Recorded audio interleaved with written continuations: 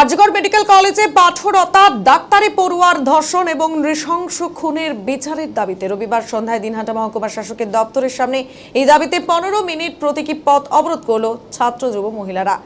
SFI, DYFI এবং সারা ভারত গণতান্ত্রিক মহিলা সমিতির যৌথ আহ্বানে এদিনের এই কর্মসূচির নেতৃত্ব দেন ছাত্রনেতা আবির দেব, সুব্রত রায়, যুবনেতা শুভ্রালোক দাস, উজ্জ্বল গুহ, সৌরভ সরকার, তন্ময় কর্মকার, মহিলা নেত্রী সুদেবী চক্রবর্তী, দেবযানী মিত্র, মুক্তা রায়, বাসন্তী বর্মন প্রমুখ। এদিন যুবনেতা শুভ্রালোক দাস বলেন, ময়নাতদন্তের রিপোর্ট বলছে মৃতা চিকিৎসক পড়ুয়ার পেলভিক বোন মেরে ভেঙে দেওয়া হয়েছে। গোপনাঙ্গে রয়েছে ভয়াবহ আঘাত, মুখ, ঠোঁট, গাল, পেট, বুক ক্ষতবিক্ষত। দর্শন করে গলা টিপে শ্বাসরোধ করে মেরে ফেলা হয়েছে তাকে। হাসপাতালের ভেতর নিজের ডিপার্টমেন্টে ডিউটি করতে গিয়ে এই ছাত্রীকে এভাবে মৃত্যুবরণ করতে হলো। পাহারার কোনো ব্যবস্থা নেই, সিসিটিভি কোথায়? দিল্লির নির্ভয়ার কথা বারবার মনে করিয়ে দিচ্ছে এই ঘটনা।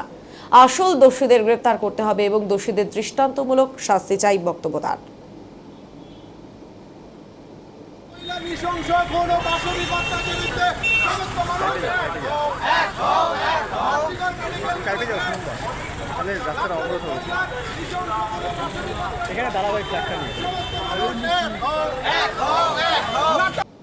মেডিকেল কলেজে যে পাশবিক ঘটনা ঘটেছে,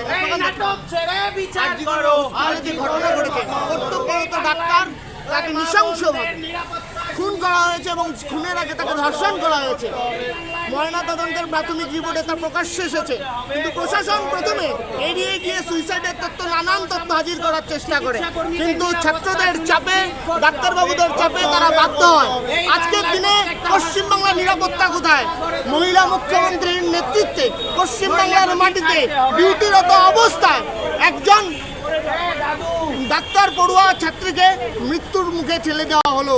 এর দায় কার? শুধুমাত্র একজন সিভিক ভলান্টিয়ারকে অ্যারেস্ট করলে চলবে না, সামগ্রিকভাবে এই ঘটনার যারা মাথা এবং গোটা পশ্চিমবাংলার হসপিটালগুলোতে যে দালাল রাজ বা দালাল চক্র, তার বিরুদ্ধেও কার্যত সাধারণ মানুষ আজকে রাস্তায় নেমে এসছে।